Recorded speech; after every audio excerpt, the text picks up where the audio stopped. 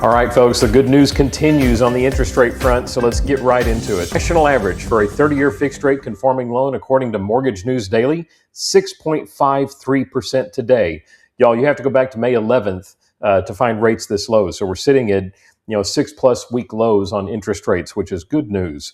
We were at 6.62 a week ago today. We were at 6.61 30 days ago. So not a huge amount of movement, but it's in the right direction, y'all, and that's what we're looking for. So here's what's moving the markets. When the PCE, personal consumption expenditures, came out this morning, I was concerned that we were going to see a pretty significant sell-off in the bond market. We didn't see that, y'all. The PCE number came in just a little bit hotter than expectations, came in at 4.1% on the headline.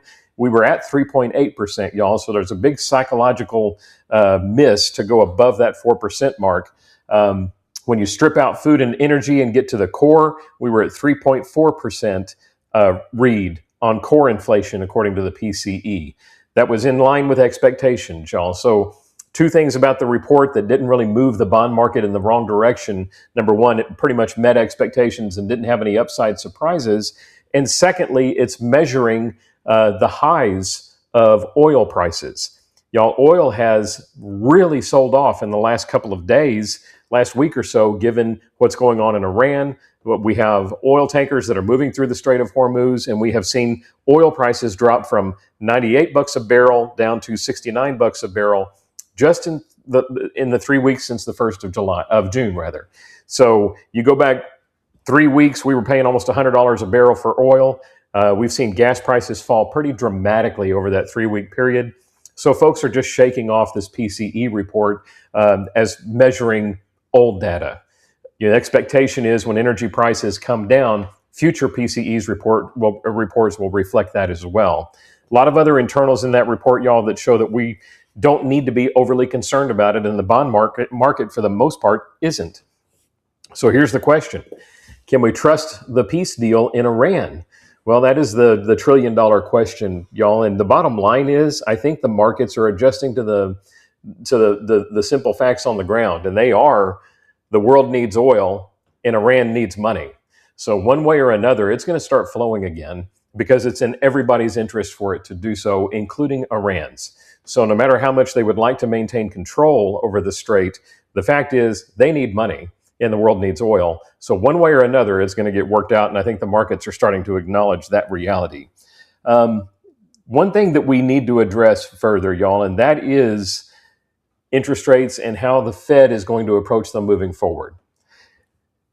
When you look at the CME Fed Watch tool that tracks Fed futures on what the expectations are for a Fed cut or hike in the near future, and you go to the December meeting to see what the odds are of a hike or a cut, there is now a 0% chance of a cut by the end of the year, and there is now an 80% chance of a hike. Y'all, this is all following the comments from Kevin Warsh, our new Fed chair, in which he just flatly stated the Fed will hit its 2% inflation target.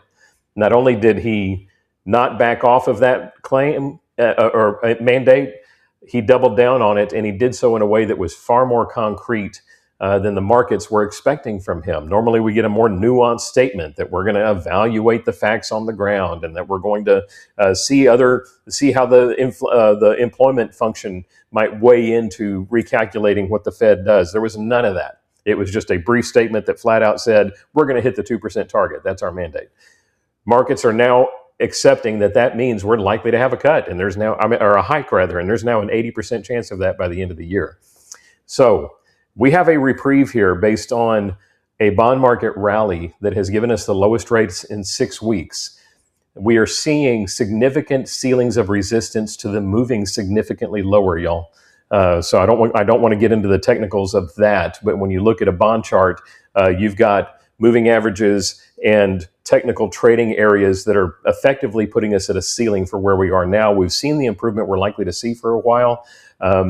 I'm going to advise that folks grab what we've got, grab the improvement that we're seeing today, get that locked in, because the downside risk in prices, meaning upside risk in rates, frankly, for me, is probably a little bit higher than the reverse. So in any event, this is a good time to grab some improvement in pricing.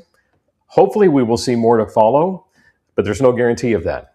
And there are some reasons to be concerned about it in the very near term. So in any event, that's my advice to anybody that's pondering whether they should lock in or whether they should continue to float. If it were me, I'm grabbing this improvement and locking it down.